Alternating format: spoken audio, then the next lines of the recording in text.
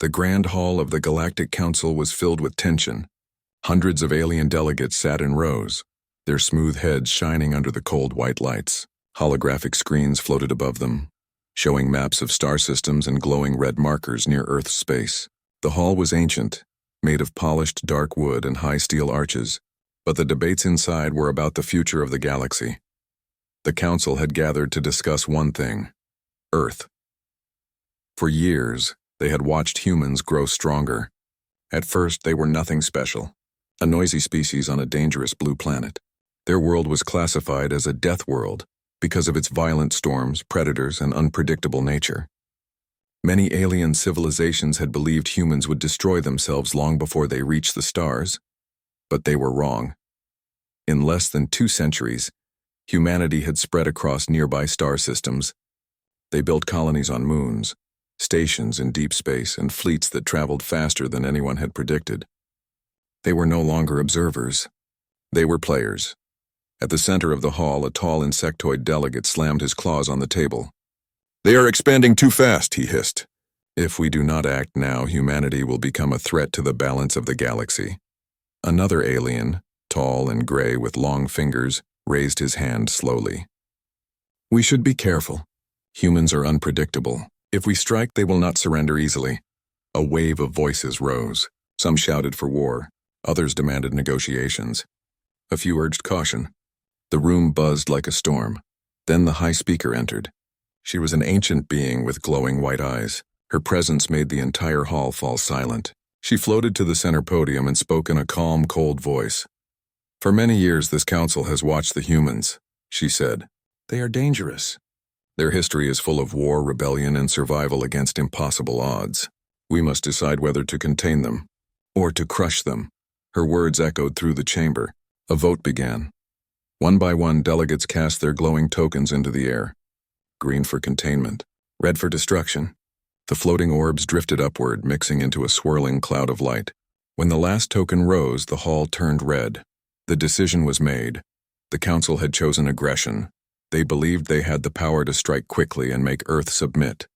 They would block human trade routes, attack frontier colonies, and destroy their defense lines before humans could react. It was a strategy used many times in the past, against weaker species. In their minds, humans were still just a primitive race from a violent world, but far away, deep beneath the Pacific Ocean, inside a secret command facility buried under layers of rock and steel, Earth's leaders were already watching. The encrypted council transmission had been intercepted and decoded by human intelligence networks. Giant screens displayed every word spoken in the Grand Hall. Military officers, scientists, and political leaders stood around a glowing table, their faces lit by cold blue light. "They've made their choice," the defense commander said. His voice was low but steady. "They're coming for us." A younger officer frowned. "Do we activate the response protocol?"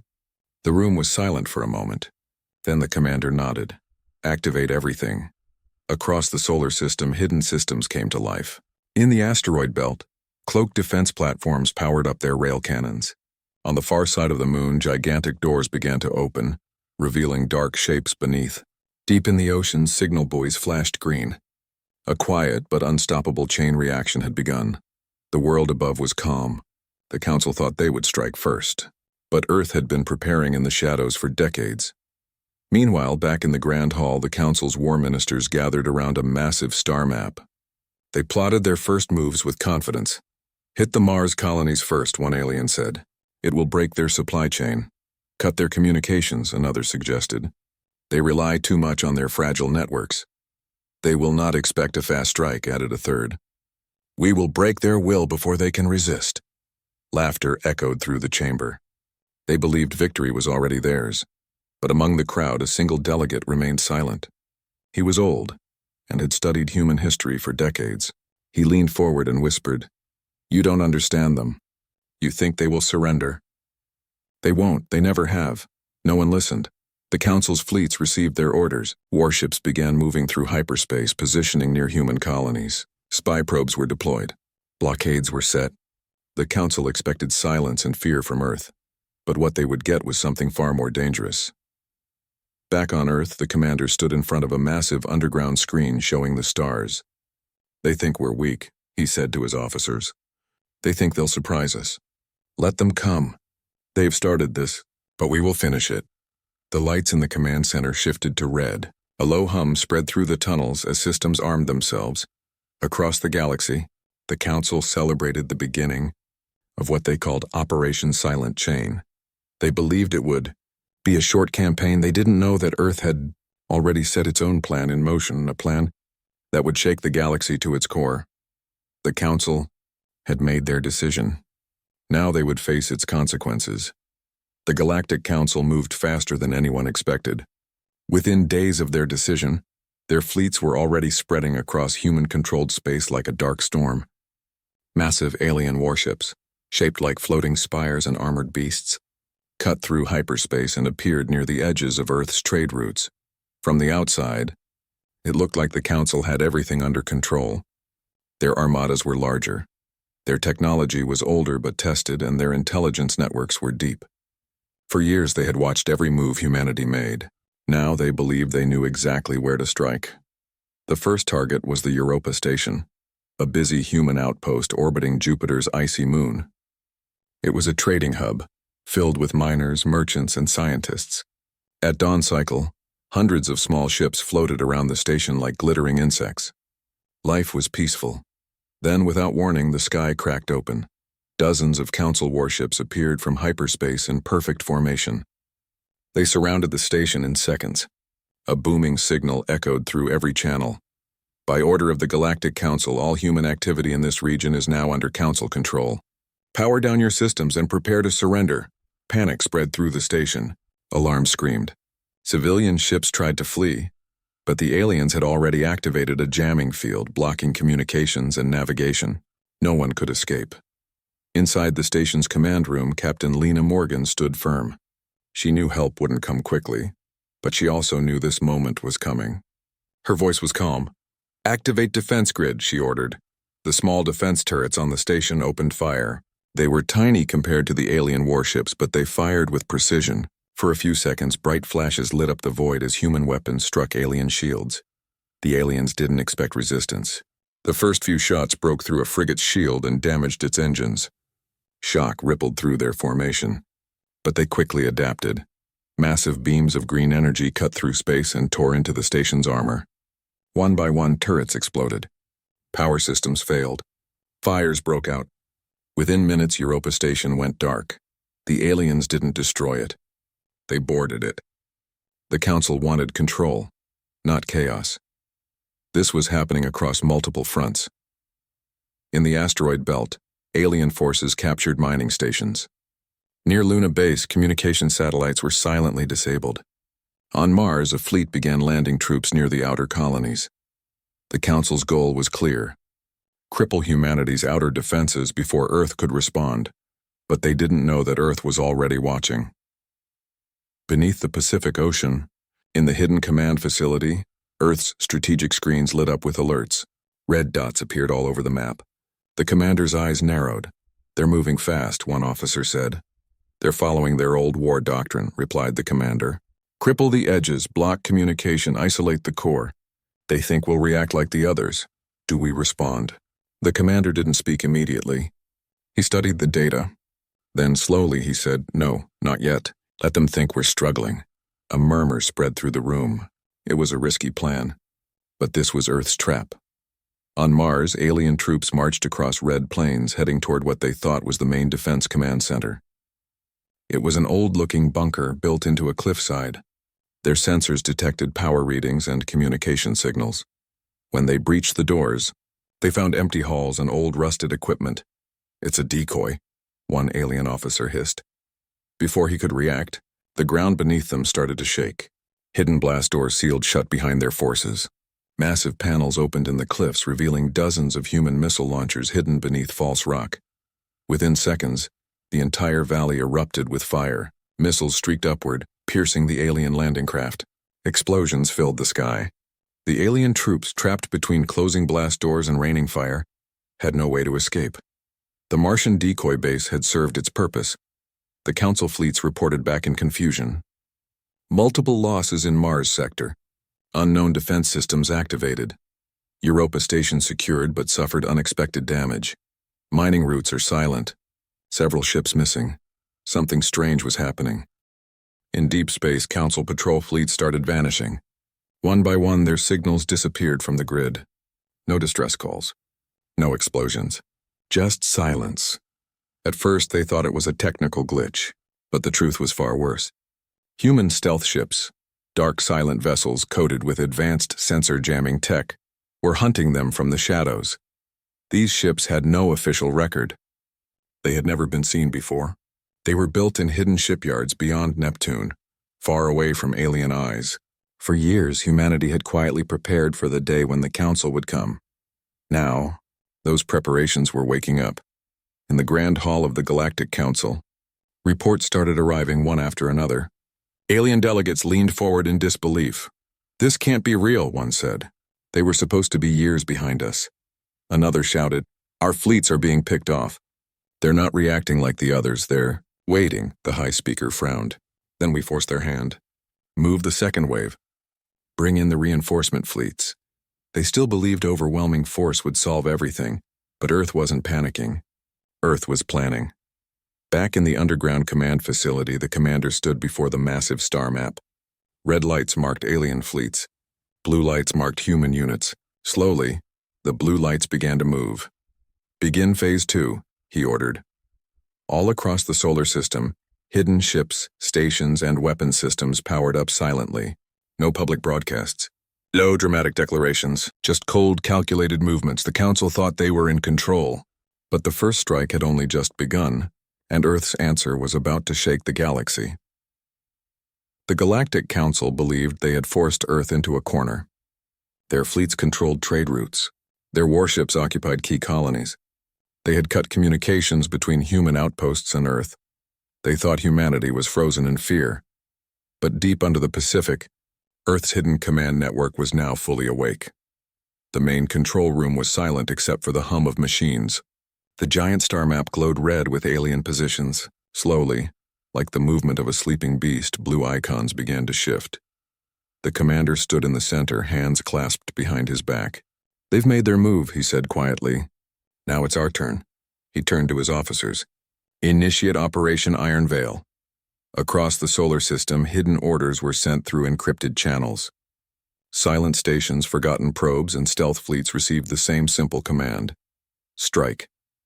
Far beyond Neptune's orbit, a massive asteroid drifted through dark space. To alien scanners, it looked like a dead rock. In reality, it was a mobile launch platform. Inside its hollow center waited dozens of Earth's stealth ships, sharp black vessels designed to bend light and jam sensors. The moment the order arrived, the asteroid split open. Ships poured out like shadows. They accelerated without lights, without sound, gliding through the darkness toward alien fleets. Meanwhile, human satellites that had been inactive for years suddenly came online. They fired bursts of encrypted code into alien communication networks. The Council fleet started to receive false signals. Fake orders, wrong coordinates, delayed messages. Alien admirals were suddenly blind. In the Europa sector, a Council fleet prepared to send reinforcements. But before they could jump, their navigation systems went wild. Hyperspace gates refused to open. Their ships began to spin out of formation. Then the first human counterattack hit. From the shadows, human railgun platforms opened fire. Invisible projectiles, moving at incredible speed, ripped through alien cruisers before their shields could react. Entire ships were torn in half in silent flashes of light. Panic spread through the alien ranks. Their sensors picked up nothing. No ships, no origin. It felt like the darkness itself was attacking them. On Mars, alien forces were trying to regroup after the ambush at the decoy base. But they didn't know that underground human hangars had started launching unmanned drones in swarms. Thousands of small needle-shaped drones rose into the thin Martian sky. They didn't carry bombs. They carried electromagnetic pulse emitters. When the alien command center tried to communicate with its ships, every screen went black. Control systems shut down. Engines froze mid-flight.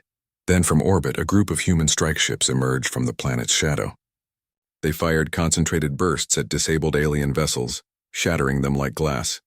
Mars was no longer a weak colony. It was a trap, and the Council had walked right into it. Back in the Grand Hall of the Galactic Council, confusion turned to panic. Reports flooded in from every sector. Europa fleet under heavy attack. Unknown assailants. Communication blackout in Mars zone. Patrol groups missing in deep space. Alien delegates shouted over one another. Some demanded retreat. Others wanted more reinforcements. The high speaker slammed her staff against the floor. "Silence," she commanded. "They are just humans. This is a temporary setback. Increase fleet power. Crush them." But one old delegate, the same one who had warned them earlier, leaned forward. His voice was low but sharp. "This is not a setback," he said. "This is retaliation, and we are not prepared for it." No one listened. Meanwhile, in deep space, a council supply convoy moved through a quiet sector near a blue dwarf star. It was unescorted.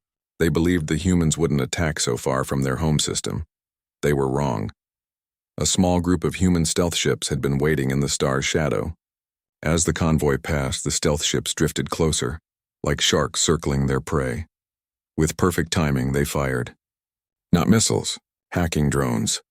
The drones latched onto alien hulls, injecting malicious code into their navigation systems. The convoy's engines overloaded. Power cores destabilized. One by one, the alien ships went dark. Then a human message broadcast through the static. "You came to our home. Now nowhere is safe for you." The convoy exploded in a chain reaction, lighting up the empty sector like a silent supernova. On Earth, the commander watched the star map. Alien red icons began to blink out one by one. The room remained calm. There were no cheers, no celebrations, just cold focus. "They still don't understand," the commander said softly. "They think this is a counterattack. It's not. This is the beginning." His deputy turned to him. "Should we reveal the main fleet?" The commander shook his head. "Not yet. Let their confusion grow. Let their fear spread. When they finally see what we've built, it will already be too late." In alien space, admirals tried to regroup their scattered fleets. But human interference was everywhere. Fake distress signals led ships into ambushes. Cloaked mines trapped hyperspace routes. Even safe zones became deadly. The Council had thought humans were predictable. But Earth was fighting like nothing they had ever seen, fast, silent, and precise. The galaxy had underestimated Earth for too long. Back in the Council chamber, the high speaker finally realized the scale of the disaster. "This isn't an uprising," she whispered. "This is war," the old delegate nodded. "And it's a war they've been waiting for." Earth had struck back. Not with loud declarations, not with desperation, but with calculated, ruthless force, and this was only the beginning. The galaxy had started to whisper. Alien networks buzzed with fear and confusion. Council fleets were disappearing in sectors once considered safe. Supply lines had collapsed. Mars had turned into a battlefield that no alien could control. Yet the Galactic Council still believed they could crush humanity if they gathered enough force. They began to mobilize their core fleets, massive armadas that had not moved in centuries. These were their pride, their symbol of power, fleets built during ancient wars to dominate entire star clusters. Hundreds of colossal ships began their journey toward the solar system. Their hulls were layered with heavy armor. Their engines roared like thunder. Alien news channels broadcasted their departure, calling it the final march. The galaxy watched and waited. Everyone thought this would be the end of humanity. But far away, hidden in the darkness of space, something else was waiting too. On the far side of the moon, there was a place no alien probe had ever discovered. It was a massive circular structure buried deep beneath the surface, covered by layers of rock and electromagnetic shielding. From the outside, it looked like a crater. Inside, it was alive. Rows of dark, silent ships were docked in enormous hangars. Some were as large as small cities. Others were sleek, sharp vessels built for silent strikes. For decades, humanity had poured its brightest minds and resources into this place, building in secret while pretending to be weak. They called it the Eclipse Fleet. When the Council's invasion began, the Eclipse Fleet stayed hidden. Earth's leaders wanted the aliens to reveal their full strength first. And now they had. The Council's core fleets were on their way. In the underground command center, the commander stood before the star map. A massive wave of red icons of the Council's main fleet was approaching the solar system. "They're coming with everything they have," an officer said. The commander nodded. "Good. Then we'll show them everything we've built. He turned to his communications team. Open the lunar vault. High above the moon's surface, the crater covering the hidden base began to open. Huge panels slid apart, revealing glowing hangar doors beneath. One by one, the Eclipse fleet's ships started to rise. The first to emerge were the planetary carriers, giant vessels the size of small moons, covered in defensive plating and armed with long-range kinetic cannons. Behind them came the Phantom cruisers, almost invisible against the star field. Swarms of smaller escort ships followed, forming tight formations.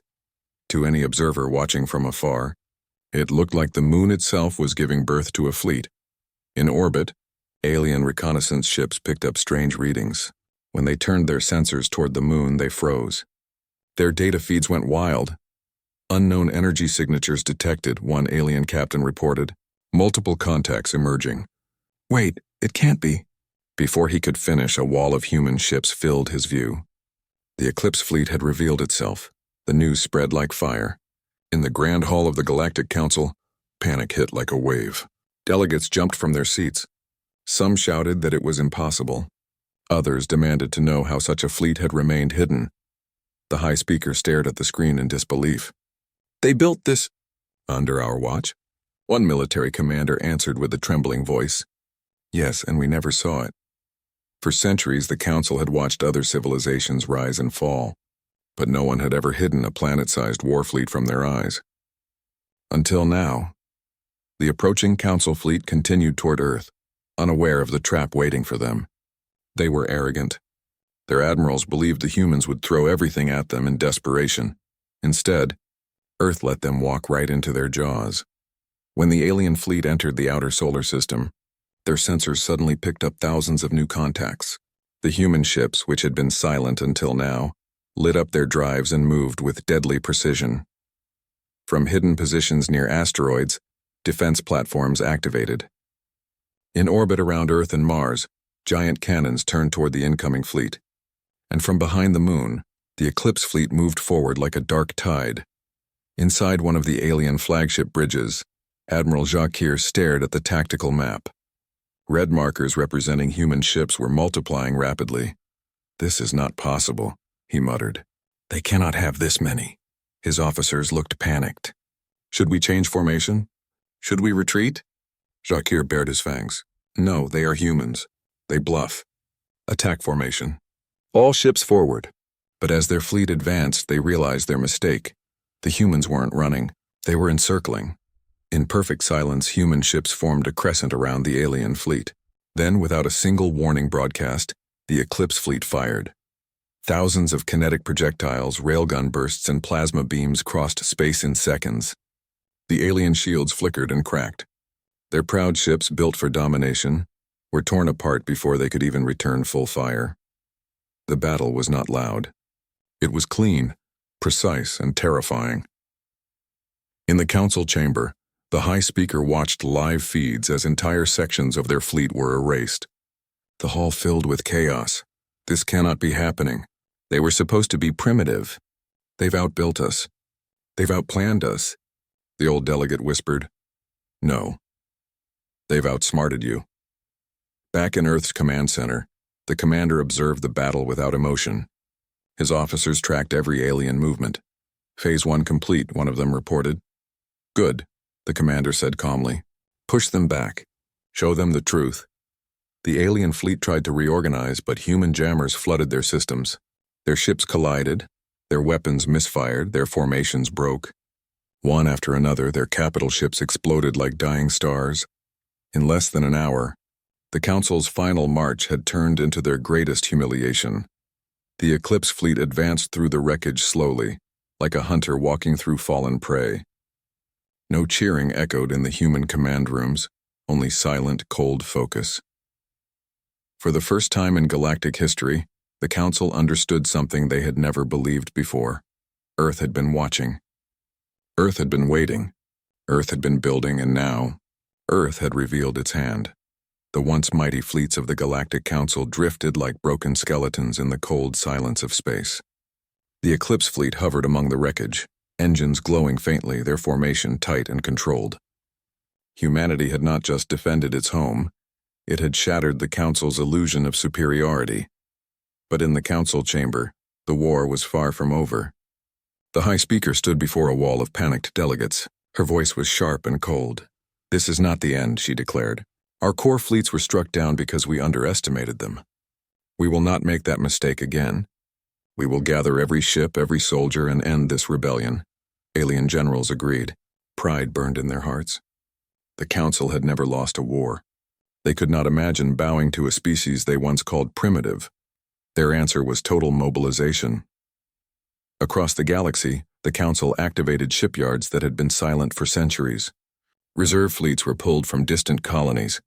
Ancient war machines were brought back to life. Massive propaganda waves spread through alien worlds, calling this humanity's final hour.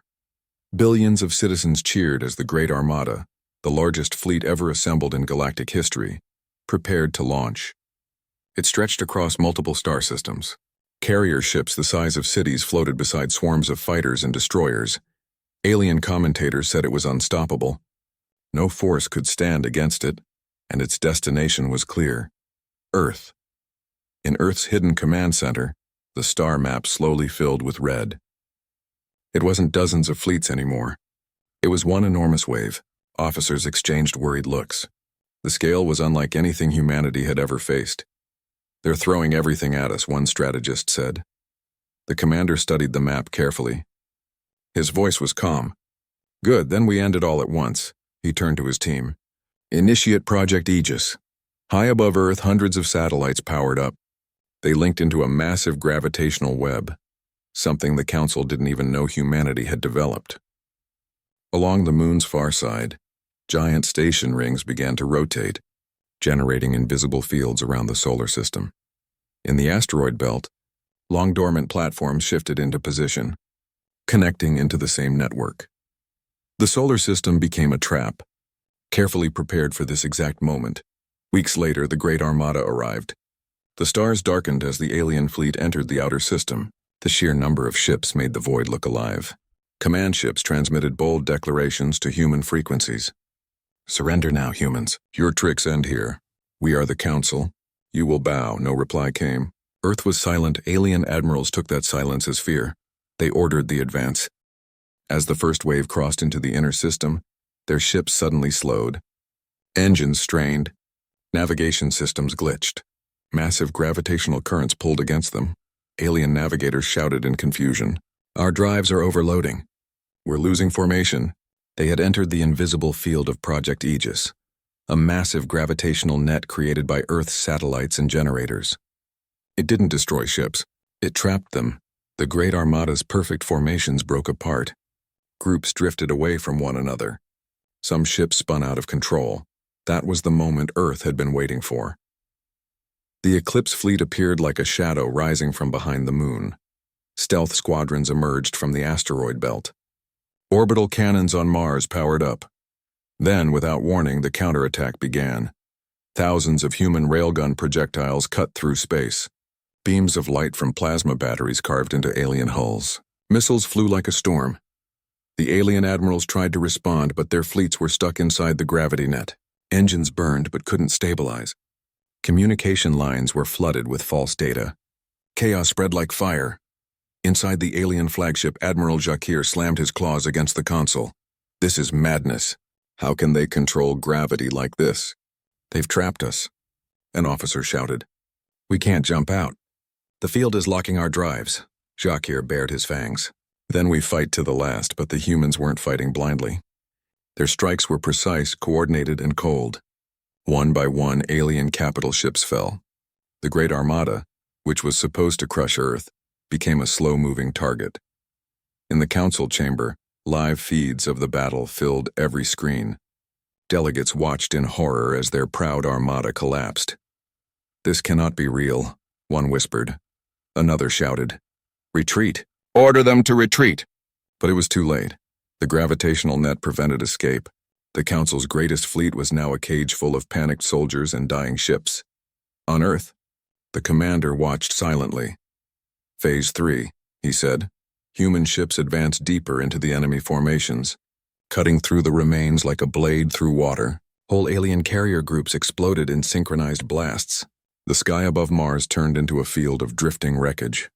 By the end of the third hour, the Great Armada was no longer a fleet. It was a graveyard. The galaxy's news networks, which had promised a glorious council victory, were now filled with stunned silence.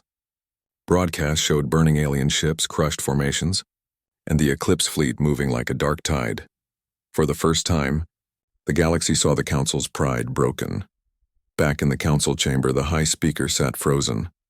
Her voice trembled. How did they do this?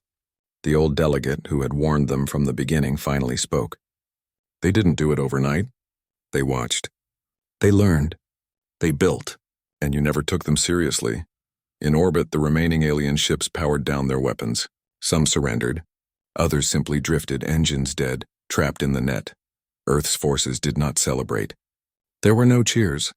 Only the quiet hum of control rooms and the steady voice of the commander. Transmit the message, he said.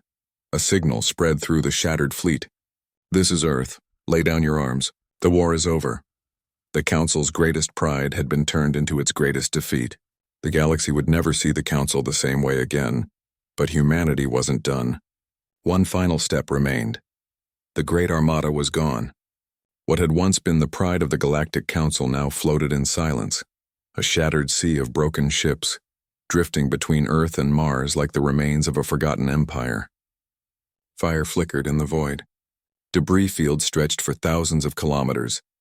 Human patrol fleets moved through the wreckage like quiet guardians, scanning for survivors and disabled ships. They didn't celebrate. There were no fireworks or victory songs. Humanity had fought with purpose, not for glory. In the hidden command center deep beneath the Pacific Ocean, the commander stood before a massive wall of screens. Every corner of the galaxy was watching. Alien news channels had gone from loud, confident speeches to quiet, stunned reporting. No one had ever seen the Council brought to its knees. And now, the world waited to hear what Earth would say. On the Galactic Council's capital world, the Grand Hall was silent for the first time in its history. Rows of delegates sat frozen, eyes fixed on the massive central display. The high speaker, once proud and commanding, now looked pale and tired. A voice from the communications sector spoke shakily. Incoming transmission. From Earth, the entire chamber tensed. No one moved. Put it through, the high speaker whispered. The giant screen flickered. Static. Then a clear image formed. A human commander, standing straight, hands behind his back. His uniform was dark, simple, and clean. His expression was calm, not angry. His eyes were cold and clear. He looked at them, not as a beggar, not as a victim, but as an equal. Members of the Galactic Council, his voice echoed. It was firm and steady. You came to our home with fleets and weapons thinking we would bow. You believed your strength was unmatched. You believed we were weak. You were wrong. No translation system struggled. Every word carried through perfectly. Every delegate understood. You attacked our colonies. You tried to break our will, but Earth does not kneel. We have endured wars, storms, and darkness far longer than you can imagine. You fought what you thought was a frightened world. What you faced was a united humanity. His words filled the hall like heavy stone. Some delegates lowered their heads. Others clenched their jaws in silent anger. The human commander continued. We will not invade your worlds. We will not burn your cities. But understand this clearly. If you ever raise your weapons against Earth again, you will not get a second warning. Behind him, the image shifted. The Eclipse fleet appeared. Endless rows of massive ships hanging in space, silent but powerful. The visual was deliberate. It was not a threat shouted in rage. It was a quiet truth. The council delegates stared at the screen. Some trembled. Some whispered to each other in panic. Then the human commander said something that froze them even more. From this day forward, humanity will no longer hide in the shadows of your council. We will not be treated as a lesser race. We have earned our place among the stars, not through your permission, but through our strength. A long silence followed. On the alien capital world, reporters struggled to find words. Military leaders exchanged desperate looks. They had planned for victory, not humiliation. The high speaker slowly stood. Her voice was weak but audible. What do you want from us? The human commander did not smile. He simply answered, respect. and your understanding that Earth is not your enemy, unless you choose to make us one." Then the transmission ended. In the following days, messages spread through every star system. Images of the shattered Great Armada reached distant colonies.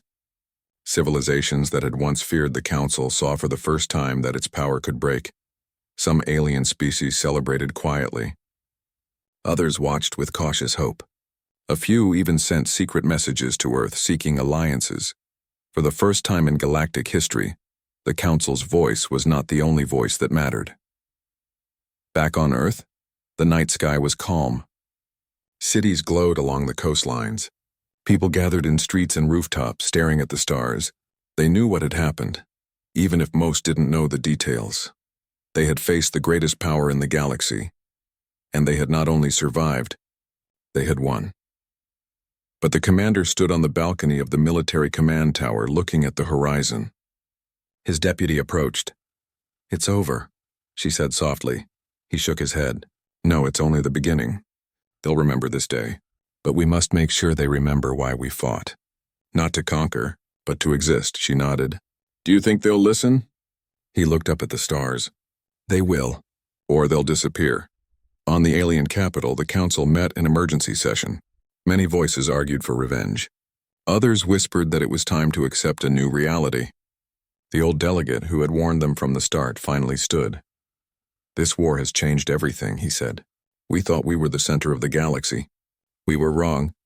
Humanity has shown us what we refused to see. If we want to survive this new era, we must learn to live with them, not above them." For the first time, the Council listened. Weeks later, a new star map was published across the galaxy. On it, for the first time, a new marker appeared beside the Council's symbol. It was the emblem of Earth, no longer isolated, no longer underestimated. The galaxy now understood. A new power had risen. Not one born from ancient empires, but from a small blue world that refused to break.